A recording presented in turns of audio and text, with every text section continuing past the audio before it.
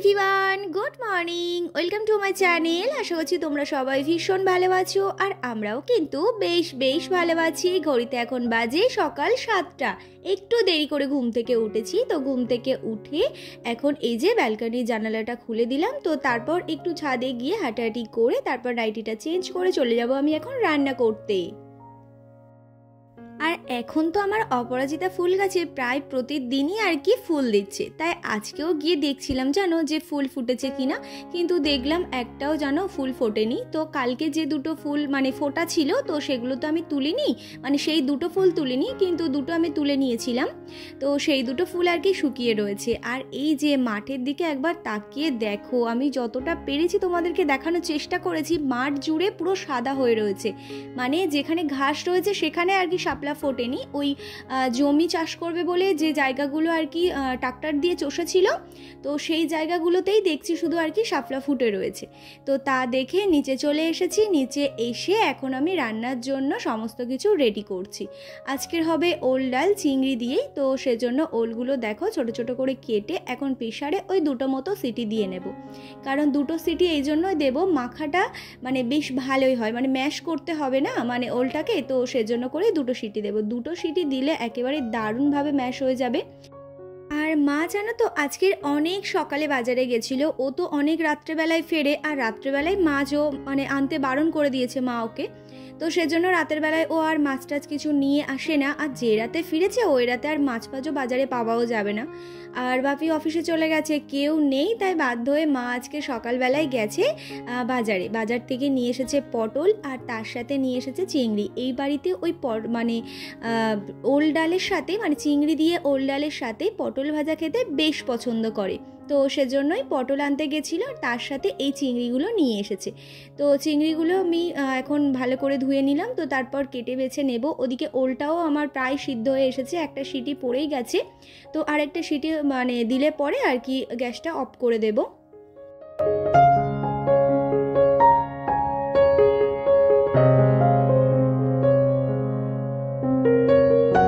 রান্না কমপ্লিট হয়ে যাওয়ার পর কয়েকটা থালা বাসন ছিল, সেগুলো মাজা ধোয়া করে নিয়েছি। তারপর ওভেনটা বেশ ভালো করে মুছে এখন বেসিনটাও বেশ ভালো করে পরিষ্কার করে নিচ্ছি। আর আজ যেহেতু সোমবার আর কালকের মঙ্গলবার হবে রান্না পুজো, মানে ওই যে মনসা পুজো আর কি। এই বাড়িতে আবার মায়ের কাছ থেকে শুনলাম যে একটুখানি নিয়ম নাকি আলাদা আছে, মানে আমাদের সাথে এই বাড়ির একটু নিয়ম আর কি আলাদা। তো সেজন্য করেই আর কি জিজ্ঞাসা করছিলাম যে কেমনভাবে কি হয়, আর আমাদের ওই বাড়িতে কেমনভাবে কি হয় মাকে শোনাচ্ছিলাম। মা বলছিল যে না ওরকম নিয়ম আমাদের নেই, আমাদের আর কি এরকম ধরনের নিয়ম তোমাদের সাথে শেয়ার করব যে আমাদের এই বাড়িতে কি আর কি নিয়ম রয়েছে, আর তখনই তোমাদের বলবো যে ওই বাড়িতে আমাদের এই নিয়মটা কেমনভাবে আর কি পালন করা হয়। তো সে যাই হোক, এই যে এখন বেসিনটা বেশ ভালো করে পরিষ্কার করে নিয়েছি। পরিষ্কার করে নেওয়ার পর সকালবেলায় যে সবজি কাটা হয়েছিল পটল, ওল, পেঁয়াজ, আদা, রসুন, তো সেইগুলো দেখো মানে সেই খোসাগুলো বেশ ভালো করে গুঁড়িয়ে নিচ্ছি। আর এখন আর কি যেখানে সবজির খোসা ফেলা হয় সেখানে গিয়ে এগুলো ফেলে আসবো। এগুলো ফেলে এসে হাত মুখ বেশ ভালো করে ধুয়ে চলে এসেছি এখন আমি ঘরটা বেশ অনেক দিন আগেই আর কি পরিষ্কার করেছিলাম, আর তার মাঝে আর আমি পরিষ্কার করিনি। ওই ঠিক করেছিলাম রান্না পুজোর আগের দিন আমার ঘরটা শুধু আমি ক্লিন করব, বাদ বাকি নিচের ঘরে যা আর কি ক্লিন করা রয়েছে সেগুলো আর কি করে নেব। আর আমার বাইরের ওই যে আলনা যেখানে থাকে সেই জায়গাতেও আমি বেশ অনেক দিন আগেই পরিষ্কার করে নিয়েছি। আর দেখছিলাম কালকেই রাতেই দেখছিলাম যে কিছু কিছু জায়গায় দেখছিলাম ঝুল রয়েছে, আর দিনের বেলাতে না সেই ঝুলগুলো চোখে পড়ে না, রাতের বেলায় শুয়ে যখন উপরের দিকে তাকিয়ে থাকবে দেখবে এখানে একটু ঝুল হয়েছে ওখানে একটু ঝুল হয়েছে। আর বেশ অনেক দিন ধরে পরিষ্কার করা হয়নি, তো তাই 2-4 জায়গায় দেখলাম একটু ঝুল রয়েছে। আর ওই যে ধুনো দেওয়া হয়, তো ধুনো দেওয়া হয় বলেই সেই কারণে আর কি এত তাড়াতাড়ি একটু আর কি পড়ে, মানে ওই ঝুল পড়ে আর কি। তো ঝুলগুলো পরিষ্কার করে নিলাম, আর বিছানা থেকে যে চাদরটা আর কি পাতা ছিল বিছানার মধ্যে সেটা তুলে নিয়েছি।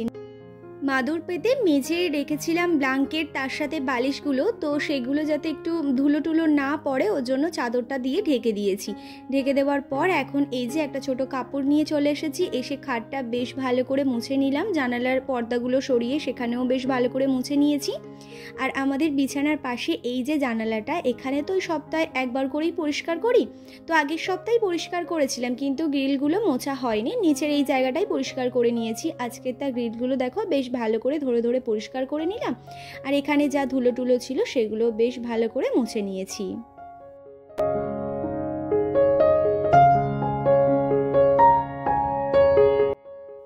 ঘরে ঝোলটোল ঝাড়ার পর পরিষ্কার করে ঝাড় দিয়ে নিয়েছি, কিন্তু এখনও ঘরটা আমার মোছা হয়নি। তার আগে বিছানার চাদরটা সুন্দর করে পেতে দিলাম।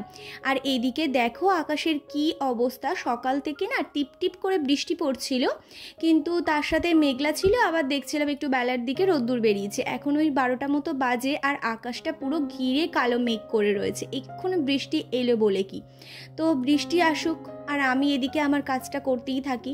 তো বিছানা গুছিয়ে নিয়েছি, ঘরটার তো ঝাড় দেওয়াই হয়ে গেছে। আর তারপর এই যে ড্রেসিং টেবিলটা এখন পরিষ্কার করব।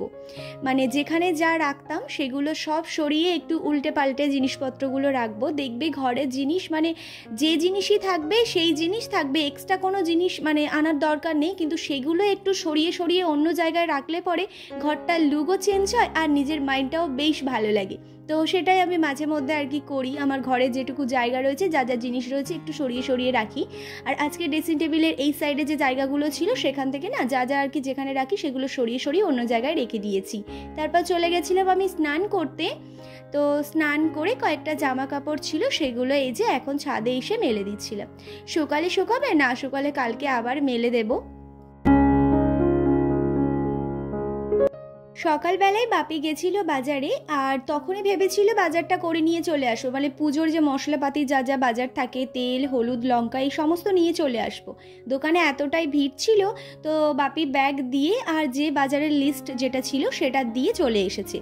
বাজার দেওয়া হয়ে গেছে, ফোন করেছিল দোকান থেকে, এই যে বাপি দুপুরবেলায় গিয়ে নিয়ে আসলো। এখন ওই ঘড়িতে 1টা মতো বাজে। তো মা না দেখলাম যে মশলাগুলো আজকেই সমস্তটা রেডি করে রাখছে, কিন্তু আমাদের ওই বাড়িতে দেখেছি যেদিন রান্না পুজো সেই দিন যখন রান্না হবে মানে সন্ধেবেলাতেই তো আর কি রান্নাটা বসে, তো সন্ধ্যের আগেই সমস্ত মশলাপাতি ভেজে একেবারে গুঁড়ো করে গুছিয়ে নেয়, তারপর আর কি রান্নাটা বসায় মানে সন্ধেবেলাতে আর কি। কিন্তু এখানে দেখছি মা মানে আগের দিন দুপুরবেলাতে মানে আজকে সোমবারের দুপুরবেলাতে দেখলাম সমস্ত মশলাপাতি এখন রেডি করে নিচ্ছে, কালকের আর কোনো ঝামেলাই থাকবে না এইসবের। তাই মাকে বলছিলাম যে এইগুলো না আমাদের দিনের দিন করে, তো মা বলছিল আমি একা হাতে কখন করব, তাই আমি আগের দিনই কমপ্লিট করে নিই। যেই কুমড়োর তরকারিটা কালকে হবে, তো সেই কুমড়োর তরকারি মশলা দেবে বলতে এই জিরের গুঁড়ো, চন্দুনি আর তার সাথে ওই মরিচ, এই 3টে একসাথে ড্রাই রোস্ট করে গুঁড়ো করে মানে একসাথেই আর কি রেখে দেবে। কুমড়ো তরকারি হয়ে যাবার পর এই যে মশলাটা রেডি করছে, এই মশলাটা না উপর থেকে ছড়িয়ে দেবে। আজকে ও বাড়ি থেকেই খাবার নিয়ে আসবে, তো সেজন্য আমার সন্ধ্যে থেকে না একেবারে অনেকটা টাইম। আর আলমারিটা এত অগোছালো হয়ে গেছে, কোথাও যাওয়ার সময় যদি যে জিনিসটাকে আমি পরে যাব বলে ঠিক করেছি সেই জিনিসটা তো পাবোই না, আর উল্টে তার সাথে আরও যে জিনিসপত্র আছে সব একেবারে নষ্ট হয়ে যায় ঘেটে ঘুটে। তো আজকে যেহেতু অনেকটা সময় রয়েছে, তো সেজন্য আমি ভাবলাম যে আলমারিটা আজকে একটু গুছিয়ে ফেলি, পুজোর আগে আগে গোছালে পরে আমারই সুবিধা। তাহলে পরে পুজোর সময় যে শাড়িটা পরবো বা চুড়িদারটা পরবো বলে ঠিক করবো, তাহলে হাতের কাছে না চট জলদি আমি পেয়ে যাব। তো সেজন্য করে আজকেই ঠিক করেছি যে আলমারিটা একেবারে ক্লিন করব। আর এখানে তো সমস্ত কিছু আমারই জামা কাপড় থাকে, আর ওর জামা কাপড় ওই যে ড্রেসিং টেবিলের নিচে যে ড্রয়ারটা রয়েছে সেখানেই ওর জামা কাপড় থাকে। এরই মধ্যে আমার আলমারি পুরো ভরে গেছে, বুঝতে পারছি না, হয়তো খুব তাড়াতাড়ি আবারও একটা ওয়ার্ড্রোব নিতেই হবে, আর নিয়ে পরে ওই নিচের ঘরেই আর কি রাখবো আপাতত। এর মধ্যে না সুপ্রিয়র কয়েকটা আর কি টি শার্ট রয়েছে, আর এখানে না আমার একটা এই যে ছাপা শাড়ি রয়েছে রেড কালারের। আলমারি গোছাতেই প্রায় 2.5-3 ঘন্টা মতো সময় লেগে গেছিলো। আর যে জামা কাপড়গুলো এই মুহূর্তে দরকার নেই সেইগুলো না এই টলির মধ্যে রেখে দিয়েছি, আর আলমারির মধ্যে মানে যে করা জামা কাপড় ছিল সেগুলো তো গুছিয়েছি, আর কিছু জায়গা একটু ফাঁকাও রেখে দিয়েছি। এখনও মানে টেলার্সের দোকানে জামা কাপড় যেগুলো রয়েছে সেগুলোদের মধ্যে রাখতে হবে, সেজন্য এই যে একটু ফাঁকা ফাঁকা করেই রেখেছি। আজ তাহলে আসি, দেখা হচ্ছে তোমাদের সাথে কালকে নতুন একটি ভিডিওতে। Tata, good night.